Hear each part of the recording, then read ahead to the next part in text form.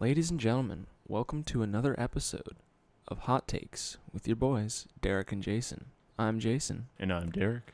Let's get into the hot takes. So, again, another busy week here at college. So when trying to think of what we were going to do for this episode, this was pretty short notice. Yeah. Last night in my hall, we were watching a certain superhero movie. A movie that very much helped the superhero genre define more of what it is today. And that glorious movie was 2002's Spider-Man featuring Tobey Maguire. So we thought, since that's fresh in my mind and we both have seen the whole trilogy, that this week's episode is going to be themed on Tobey Maguire's Spider-Man. Oh, yeah.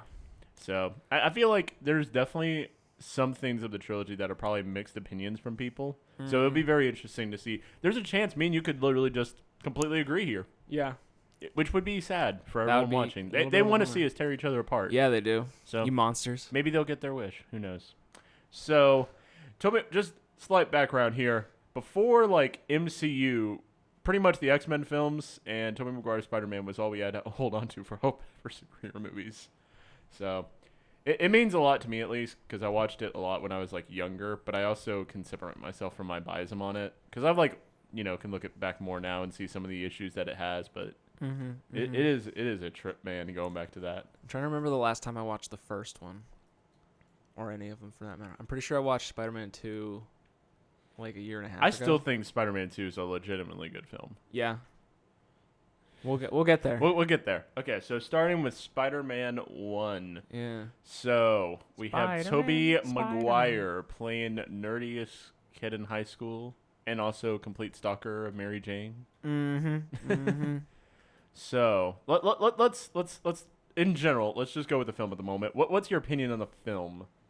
On the film, solid origin story. It kind of set up the standard origin story. Really, I mean, With great power comes great responsibility. Yeah. It's, yeah, I mean, Uncle Ben scene, solid. it's still solid. I know people like make fun of it because like we've seen Yeah. Uncle Ben die like multiple times. Yeah, I mean, it's really only been twice. Yeah, I know, Right? but people keep. Well, you also keep referencing Uncle Ben in other properties. That's true. So, I mean, people are always like, Uncle Ben. Yeah, but Wait, I mean, It was handled pretty well, actually. yeah, it's solid. You It connect does. to it. You see how it motivated Yeah.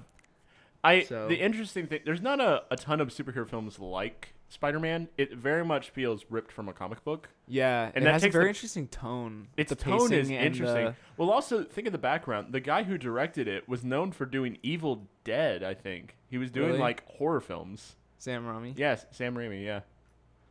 Yeah.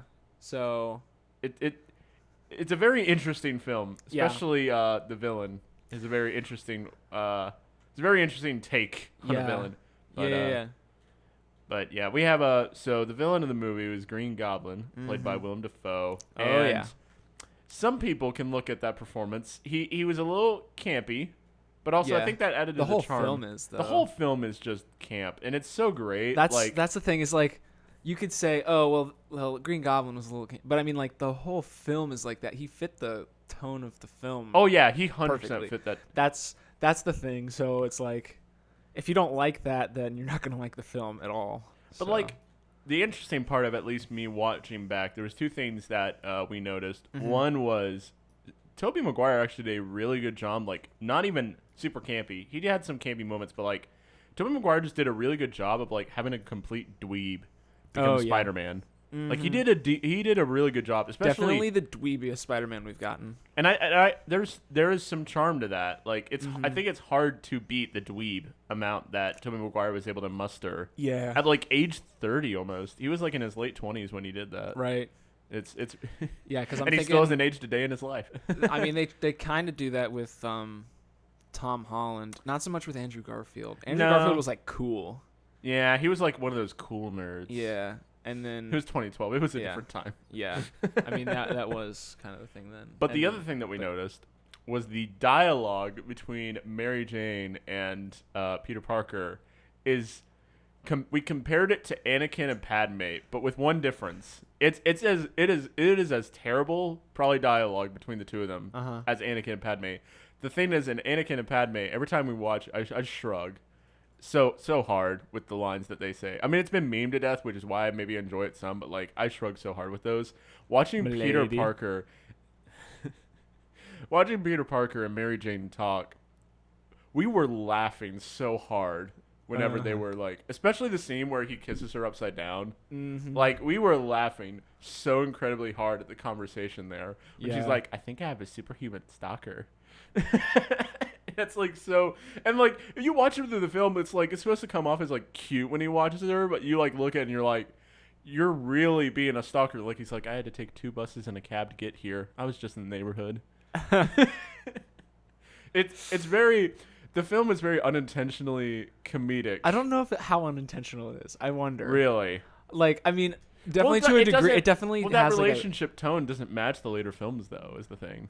well, yeah, but I feel like just because it was the first film, Yeah. I wonder how much like they decided. Well, let's just not take it too seriously because it is a Yeah. superhero film. Again, 'Cause they this is at the point where Yeah. superhero films have a stigma. You have like that Superman and tight, like you You have, had Batman and Robin. You had Yeah. Superman 4. You had right. You Because had I mean, you Shaq, had good ones. You but had you also Shaq had, as a superhero yeah.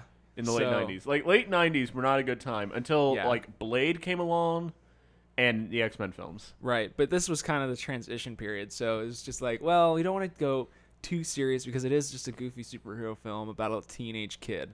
But also, the later films he gets older, so it makes more sense for it Yeah. to be a little more dark. But even in the first one, there's some good themes. Yeah, and and, stuff. and it does get dark at times, especially the end battle. Like when it goes the transition from the bridge to the graveyard or abandoned building or whatever. Yeah, yeah. Like that transition is really good. The tone just shifts immediately when it's just Peter and Goblin.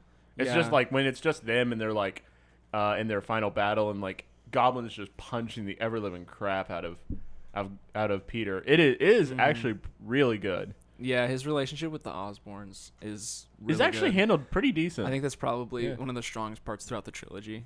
oh, Actually, especially probably is the strongest part because that's especially like, Harry. Like Yeah. Harry in general, him and his Right. friendship. yeah, without Harry, like the tension wouldn't be nearly as much because that's one thing you don't get in a lot of superhero films is that sort of tension because he's divided. That's one thing that's really good in Spider-Man is the amount of division within Peter because you have his division between Peter and Spider-Man because Yeah. they're two completely different people. And that's represented probably better than any of the Yeah. other. Like they don't really touch on that in the other Spider-Man films. right as because much. it's not really. I mean, it's a hard theme to tackle because it's like.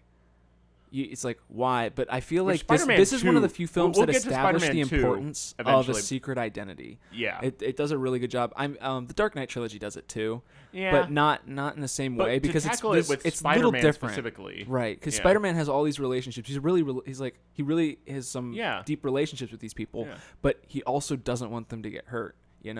Because if Goblin knows that Peter is Spider-Man, what's he going to do to Harry? What's he going to do to MJ? But it's still stupid at the end of the film when he friend zones MJ after all that stalking. Oh yeah. when she's like, only a friend. He's like, that's all I have to give. Yeah. It's like, Goblin's dead. Like, what's the problem now?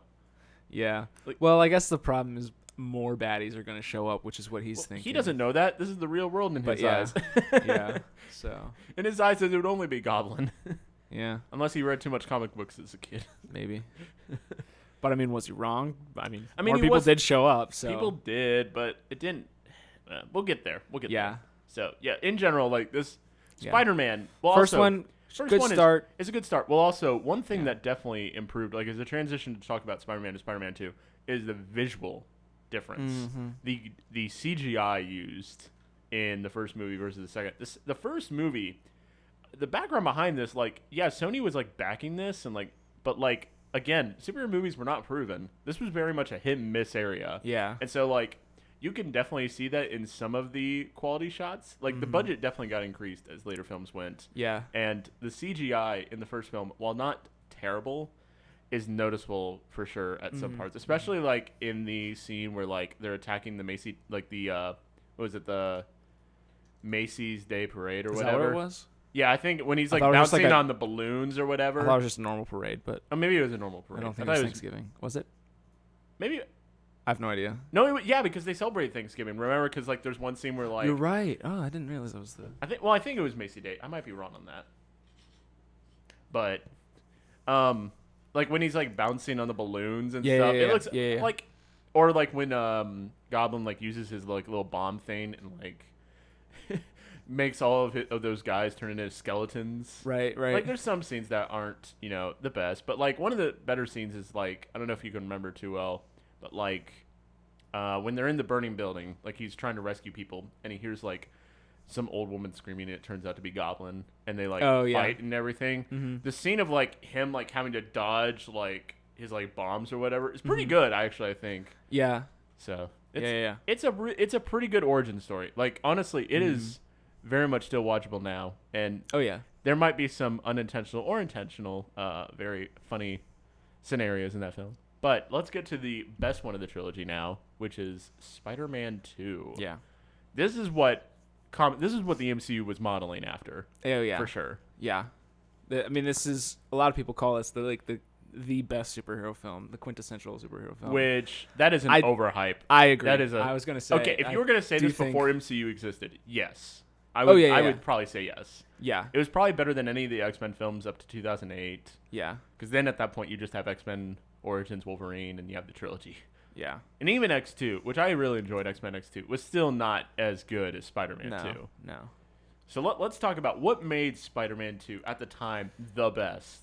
Well, I think it has to do with the action is good and the personal stuff is good. Like you have the uniting of this inner struggle with Peter and this outer struggle fighting Doc Ock, and they mix well together to make a very complete narrative. So yeah, let's. Before we get into the deep dive, because I think we're gonna have a pretty good discussion here on Peter specifically in this film. Yeah. Let's start with the villain in all Doc his greatness. Ock. Yes. Yeah. Alfred Molina. Yeah, The guy who played him. Yes. Yeah, they definitely set him up well so that you can understand. Care about him. You care about him. You understand where he's coming from, and you also know that it's not entirely his fault. Like it is his fault, but like he's also like in the test with like when they're creating that sun, basically a sun in the room, that that inhibitor chip gets electrocuted or whatever, and he no longer like has control over the arms. They have control over him. Like you kind of like, so much of it is on him, but you also like feel for him, like that this is not probably where he'd actually want to be. Right. But it's also one scene that I find really in particular that I really enjoy with him. There's a lot of scenes you can point to with him that are really good. But one scene I really like is when he first wakes up in the hospital. It's a really good scene, and that also shows Sam Raimi's horror roots a little bit too. When you see like the woman, like he like wakes up and all of a sudden he doesn't wake up, but the arms wake up in the hospital and they start like grabbing all the doctors and like throwing them around, and like you see like one of the nurses getting like dragged away into the dark, and you see her like scratching on the floor. Like you can see Sam Raimi's having a little bit of fun, or like when the one guy's trying to use like a chainsaw to cut it. You can see that he was having fun, but it's a good scene because it's just you just see him pass down the table and his arms are just like throwing everyone around. They are completely sentient. Yeah, and it's really smart too because it transitions so much from the nice Doc Ock we saw at the beginning to now the villain. Oh yeah.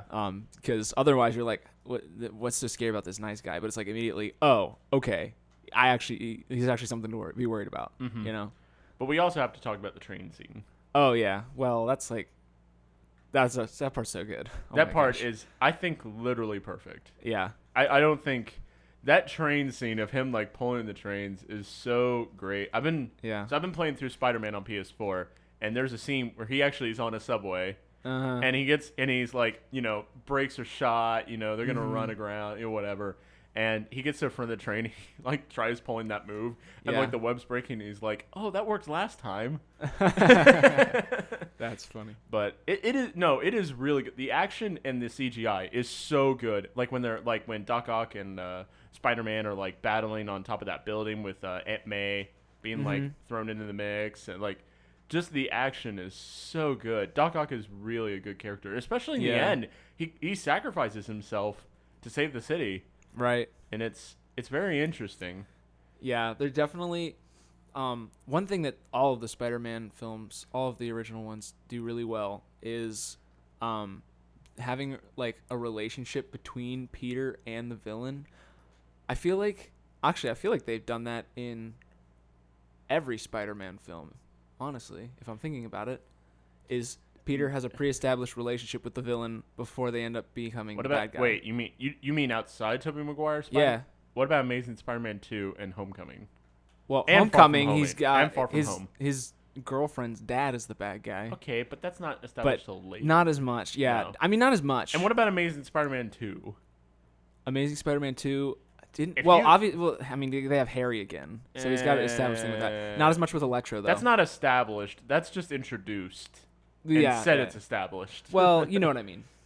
I mean, Electro, he literally met him during for the 5 film, minutes. Yeah, not really Electro, but I mean, they at least try to at least. Yeah. But it's done the best. It's definitely done the best in the In the Tobey Maguire. Tobey Maguire ones. That's definitely First the two strength, specifically, the because strength like of even Spider-Man 3, it's just a little bit with Eddie Brock, and none with Sam. well, really. he's like a past Okay. connection, but not a relationship. Yeah. But the relationship part, especially in the first two, Yeah, is is really done good. really good, really well. I feel like if they did it in every one, like it would have gotten old. But also the struggle with Peter that's going on, it makes sense in this movie for him to be connected to Doc Ock. Right, exactly. So let's talk about the part of this movie that is done probably the best. That a lot of movies, maybe still to this day, superhero-wise, have had a hard time being able to live up to that. I mean, I definitely think there's superhero movies that have lived up to the struggle that Peter's had, but I think it was done so well in Spider-Man 2, being the inner struggle of Peter on whether he should be Spider-Man or not. Yeah, I'm trying to think of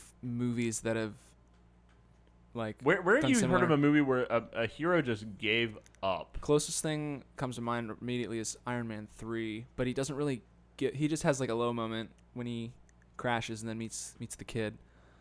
But That's not him really It's giving not as up. much. No. It's more I mean, he's kind of cuz he's dealing with the aftermath of Avengers, and he's like, He how is. am I supposed to deal with that? And then That he's is in- probably the so closest. that is I the can think of. closest, but it's definitely nowhere near. Well, that or the I same. guess you could say Dark Knight Rises. Yeah. Because he did give up. Yeah. And he became, but you don't see the struggle. But of no, him. it's different in that film. Yeah. I still think Spider-Man 2 probably has Spider-Man done 2 it better definitely than has the best out of inner any of the struggle, superhero movies that have to deal with like inner conflict of like tackling, because that's just some that they don't tackle a whole lot. Like, do I want to? Mm-hmm. Usually the question is like, should we?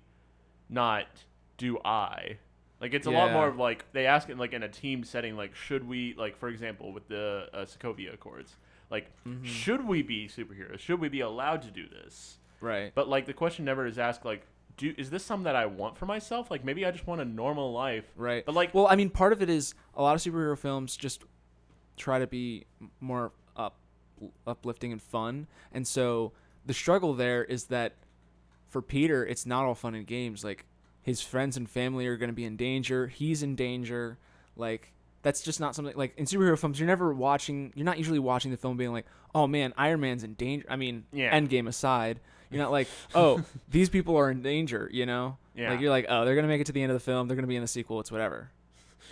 But until the MCU comes along. well, yeah, specifically towards the end. But I mean, in general, like even MCU films, like you're not watching Iron Man 3 and like thinking, oh, He's gonna die. Iron Man's worried about dying right now. Yeah. Iron Man is not worried about dying. That is except for maybe Iron Man 3. And even then, not really. And even then, yeah. Like, You know he's gonna be. when he actually is worried about dying, that's an Endgame when he has a daughter, and it's like, oh, He has a reason to. He has a Apparently, Pepper Potts means nothing to him. Yeah. Not a reason to live. yeah. So, I mean, But yeah, that's when you have that Peter's struggle. conflict is really good, and that's shown a lot more also with like starting to show with Harry, especially because like Harry finds out that Spider-Man is involved with the death of his father. He doesn't know. He thinks he's the killer.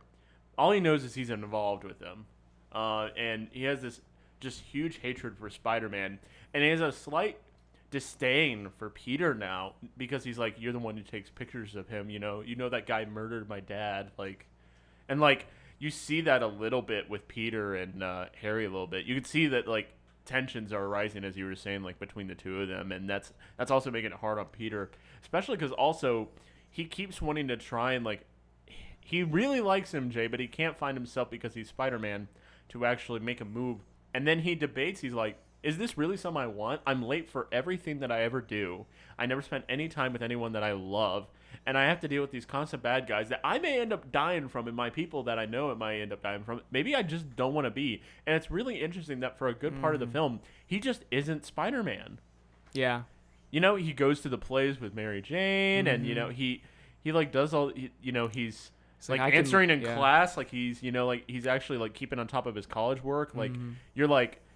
I really like one of the scenes when he's getting a hot dog and you just see cop cars go by and he just eats it. Yeah. And like happy music's playing in the background and you're just like, just not a whole lot of superhero movies were able to pull it off in such a way. Like they pulled it off the whole no more superhero thing, but not in a super like dark way.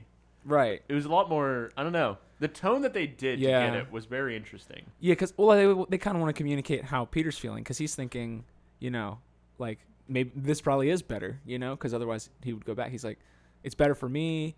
I mean, the city doesn't really need me. The cops have it covered, Yeah. There's no big villains. And then Doc Ock shows up in the restaurant scene. Yeah. And then he's like, oh, that I guess I was restaurant wrong. scene's really good. Yeah, that scene's good. Mm-hmm. But yeah, so you have just the tone of the movie matches what Peter's feeling. I don't think a lot of superhero films don't quite get into the headspace tonally with the film the way that I think those movies do. The Spider-Man films, I definitely think, have tone. Mm-hmm. Like, they know their tone really well. Yeah, they're very tone sensitive, which is really cool. And also, Mary Jane, she finally finds out that he's Spider-Man and stuff. And I thought it was very, honestly, one of the things that kind of just is kind of about Spider-Man 2 is the whole thing with Jada Jonah Jameson's like son John and her, like where she's like getting married, and in the end of the film she like she runs away from the wedding and appears to Peter in the wedding dress and stuff. Yeah. And, like it's kind of like, yeah, this guy's kind of thrown away slightly, Right. Right. It was just there to add a little extra tension. Yeah, it was supposed to. But also, J. Jonah Jameson, can we give him some love? Like, this gives a good segue to just talk about him in this trilogy. Yeah. Can we say this is maybe the perfect? I am so glad he's back. It is so good. I really want to see more of him. Yeah. Outside of that cameo, I really hope we do. I do too. Because every scene he steals every scene he's in. Oh, for sure. In the Tobey Maguire trilogy, it's so great. Well, was his name J.K. Simmons? Yeah, J.K. Simmons. He did such a great job. It was did a great job. Now, specifically, we talked about how Spider-Man paved the way for superhero movies. We talked about how Spider-Man 2 kind of perfected what a superhero movie was at the time. Now let's talk about the one to end the trilogy, the one that the culmination of this, which was Spider-Man 3. Yeah, I mean it's not a bad film. It's got problems. It just but it also compared to has the other strengths. two, it doesn't. Yeah. It's definitely the weakest of the three, I would say. Yeah. But it's got some of the best Which is a bummer because it's the last one. Yeah. But it also has some of the best moments and some of the worst moments. I will say the Sandman stuff, I love that. Sandman is a great character. Sandman is really great. They could have made him such a generic villain. Yeah. That's one thing that's really cool is I feel like normally he is pretty generic. Yeah. And they added so much depth to him. That's the kind of stuff that just gets me really excited about superhero films when they're like, oh, here's a lame character. Let's make them super deep and relatable and make them really interesting. Yeah, his whole thing not something is like you see a whole lot. You like first are introduced to him. He's just like, you're like, oh, he's some guy got out of jail, is like sneaking into his place, and you see he's like with this kid who's like looks sick, and you're like, oh, he was sneaking. He got out of jail. He went to go see his daughter. Yeah. Yeah, so that's really like it, and it's really, especially his transformation scene is probably handled, again, one of the best scenes in the whole trilogy of when he's getting ripped apart and turned into sand, and then he like you see the sand forming together, and you see him like picking up the locket and looking at his daughter, and he can't grab it because he's made of sand. He is literally pulling himself together. It is such a great metaphor. Like you could also say it's like a metaphor for like him being reborn as like Sandman and stuff, because he's like rising out of the ashes like a phoenix. Like it's very. I've watched maybe too many videos that go into like the whole Sandman thing, but like it's such a great scene that they did. And again, the animation, the CGI again. Got really good for this film as well. It maybe isn't as clean. Yeah, I feel like they may have overcommitted on that. They did, just because they they were like, we can, so they did, and they probably shouldn't have. Outside of Sandman's giant monster at the end, I think everything with Sandman CGI-wise is pretty good. Like when his hand turns into a giant sand fist and he punches, or like when you see the giant fist go through the streets. Yeah. You know, most of Sandman stuff is pretty good. Yeah, and then we have the black suit Spider-Man, which the concept is really interesting. The execution just doesn't quite pan out. I think that was intentional. I 100% think it. Oh yeah, I think it was intentional. I just with the rest of, I don't know. It's it's not like, it's definitely not like, if it's more like if the rest of the film was up to par with the rest of them, then it makes sense, because I mean it's similar in tone to some of the other goofier scenes from the first two. Yeah. So it's not like completely out of I character. think the whole idea, it's just that it doesn't the film doesn't quite follow through enough for that to be pulled up with the film. It more pulls the film down more. Yeah. I think is where I'm at with it. I don't know. I don't know many people that are like, oh man, that montage scene of him dancing with the finger guns is the best. I think people do hate on that a little too much, in my opinion, because I think the whole idea behind it is he's not actually becoming cool. It's what he thinks is cool. Right. I mean, there's definitely that going on. So I think that's also a good aspect aspect of it. Slightly but threw away Gwen Stacy in this film by just having her kind of just appear briefly. Yeah, it's. I feel like that was the biggest issue with this film, is there's just too many characters. So how much is going on? You have the conflict between Harry and Peter. You have Venom. You have Sandman. You have Black Suit Spider-Man. You have MJ and Peter. You have Gwen Stacy and Peter. Yeah, there's just too much going on. I feel like the film did need to introduce some more villains, or maybe just one. Yeah. But what it ends up doing is it ends up having so many conflicts that it can't even follow through with the ones that it set up earlier. I feel like following through with Harry was good. Yeah. Following through with, and then I really like Sandman. You start to lose me with the black suit thing, because it's just an extra conflict that doesn't really change. I mean, I guess What about with him versus Sandman in the black suit? I thought that was pretty good. Well, that's when he finds out. Oh, yeah. That is handled really well when he finds out about. Yeah, I feel like that's a good struggle, and I also see why they had to then do Venom, because if you have the symbiote, it's kind of weird if you don't also do Venom. But then once you get Venom and Eddie Brock, I feel because like if you had done, imagine if you had done the first film as Sandman. Right, with the black suit, and then he rips off the black suit at the end. And that's where it ends. That really should. But you also do the Harry part in the beginning. But you also have them wrap up to where they can help each other for the fourth film. I feel like that would have been a good climax, is he rips off the suit and then he tries to take on Sandman, and now that he has a conscience, he can't do it. Harry shows up, and then that's how they sort of reconcile and they team up. Well, you could see the last scene of it is cool. Reaching toward Eddie Brock. Yeah. Or something like that. Yeah, that would definitely be the very end. And then the end of the film, you could have you could still have Sandman, but you could maybe finish him off earlier into the film in some way that could he redeems himself and give Spider-Man hope. Although at the same time, I feel like you can't have that would be 2 out of the 3 villains of the film having redemption, which would be that's fair. Bit overkill. Well, technically they did. But technically they already did have 2 out of 3 that's true, have though. redemption. That's true. So because Harry sacrificed. Well, I just mean early in the film, because by the climax, Harry has redeemed. I guess Sandman not really till the end. Well, you could move around the climaxes, but what I'm saying is the film had a lot of promise. Yeah, there was, and some of it followed through on. Some of it didn't. I feel like you're right. There's a lot. There's a lot of there was just too much in there, so that you wasn't focused enough like the other films. No. The other films, you had Peter's inner struggle and you had his struggle with the villain.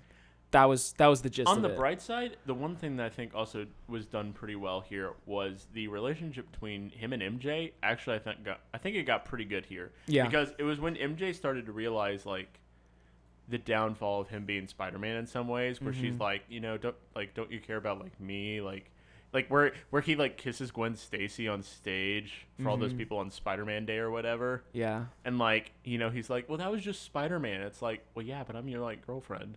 Right.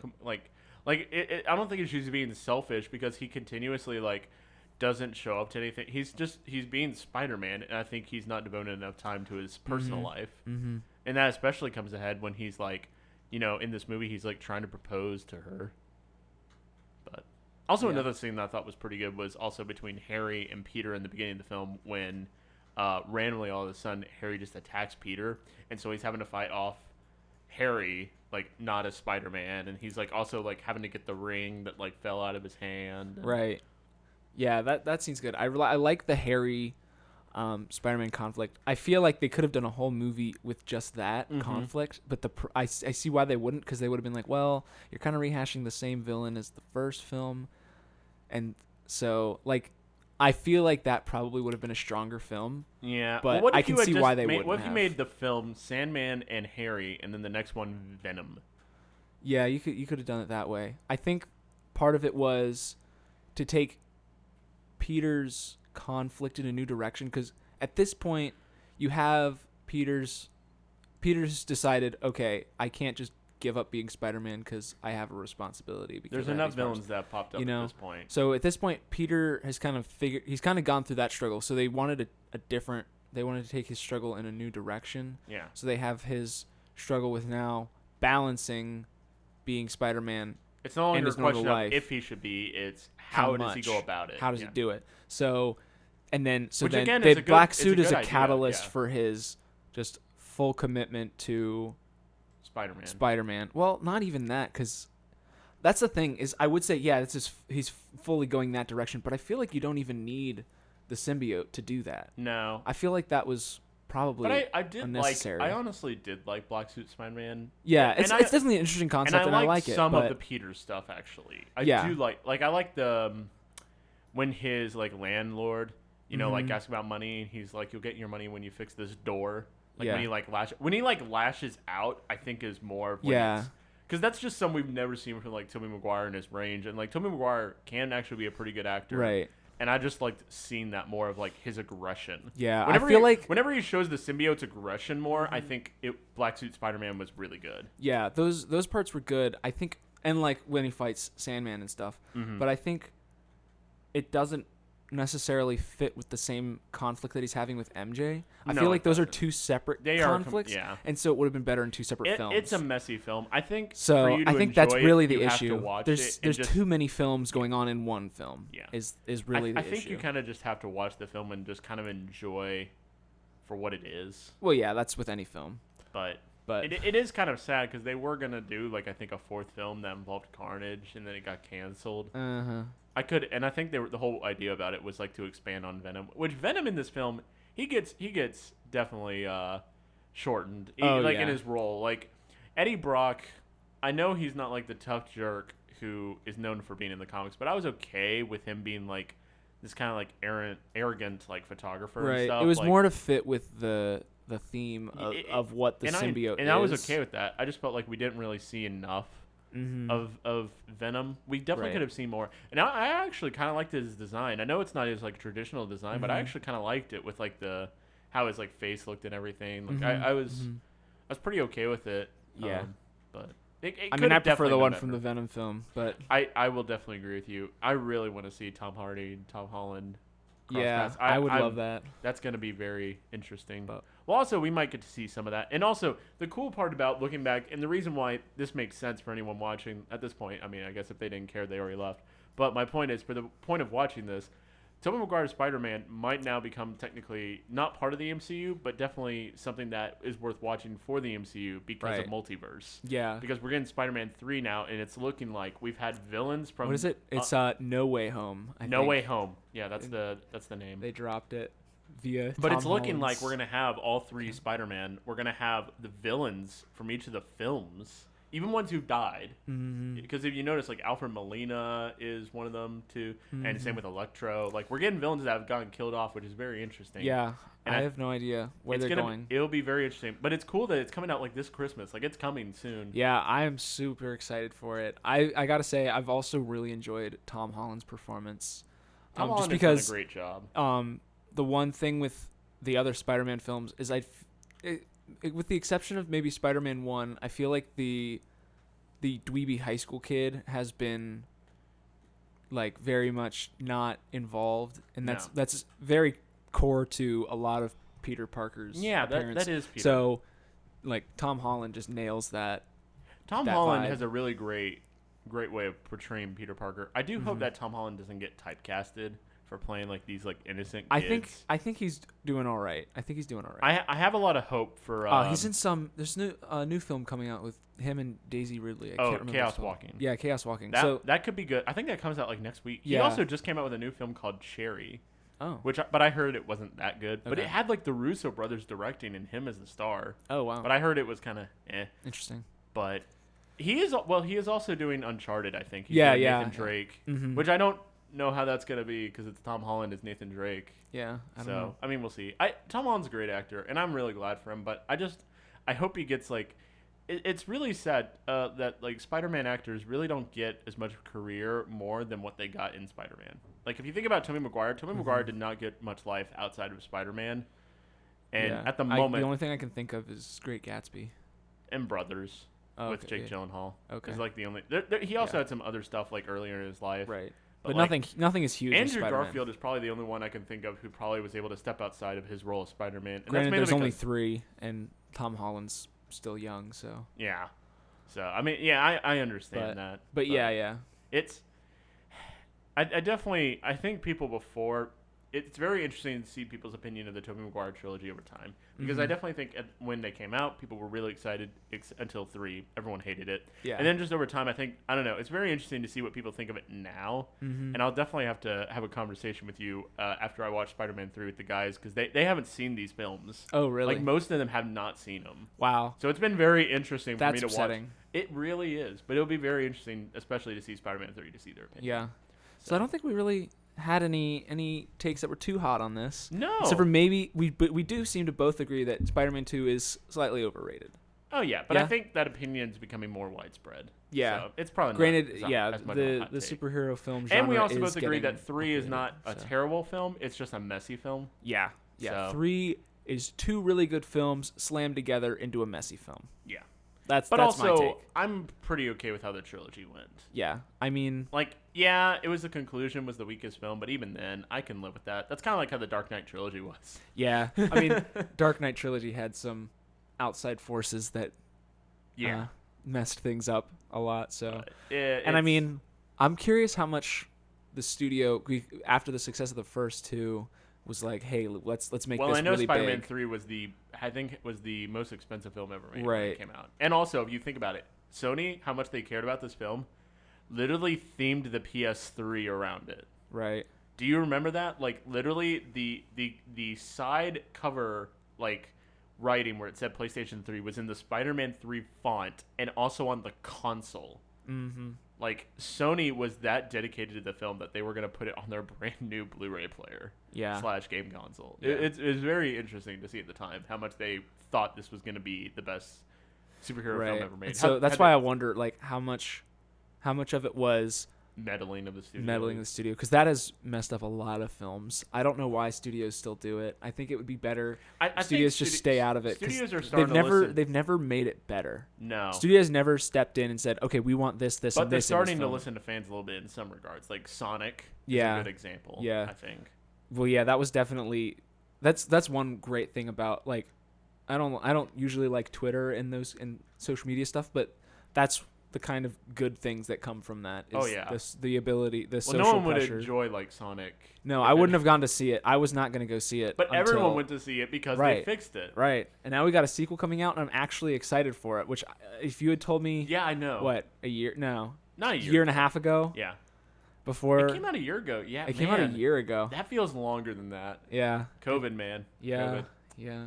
So before we wrap up, I don't think there was too much that we had to talk about that had to do with what we watched this week. Did you watch anything notable outside of WandaVision, which we not aren't this talking about week, but last week I watched a lot of movies. Last week I Really? recommended Snowpiercer, so hopefully Still haven't seen that. I need to watch it. hopefully some of you will watch that. I will That say was while really good. he's pulling up, But, the yeah, I was movies gonna that look he's at- watched. yeah. I watched a movie that I watched 1,000 times that I showed a friend. I did not know he had never seen it, Oh yeah. but it was National Treasure. Oh my my friend gosh. Bryce had not seen it before apparently, and it was so unintentional. I was just putting it casually while I was doing like schoolwork, and because I've seen it so many times, I can literally just put it on casually. And he was like, "Oh yeah, I haven't seen this before," and I'm just like, "Oh." So it was kind of funny, like him watching it. He was like, "This movie is like so stereotypical," is what he said. It was like, yeah, I mean that's the whole point. Yeah. But yeah, good film. If you haven't seen National Treasure, it is a national treasure. So I mean, Nicolas Cage. You can't go wrong with Nick Cage. You can't go wrong with Nick Cage. So what do we got? Oh, lay it on me. You know what? If you haven't seen Taxi Driver. Oh, with Robert De Niro? Robert De Niro. Man, that film, that is a good film. You The- like character-driven stuff, right? Uh-huh. My gosh, that is a good film. I've heard really good things from it. I knew it was good just because, General people's film opinion. film, you hear about Taxi Driver all the time. Yeah. But I really liked that film. It was really well done. That was that his breakout role? It might have been. 1974. It was definitely think. one of his earlier ones.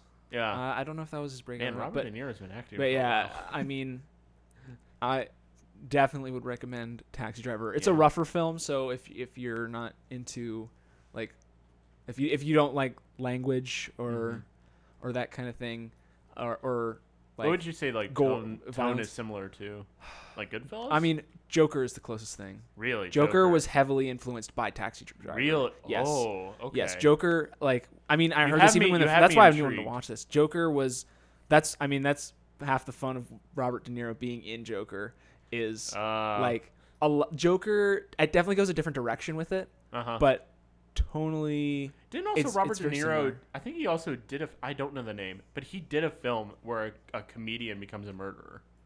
If you look it up, I've heard it's a really good film. Do you know what I'm talking about? I know what you're talking about. I can't remember the name of it. You should watch that because I've heard that also was a pretty big influence. Which again was also why Robert De Niro is in the film too. Right. So pacing wise and tonally, Taxi Driver definitely influenced Joker. Any other films you'd like to suggest before we go? What? A complete flip side, you got to see Rango. I love Rango. I need to watch it. Did you watch it for the first time recently? No, I've seen it. I saw it shortly after it came out.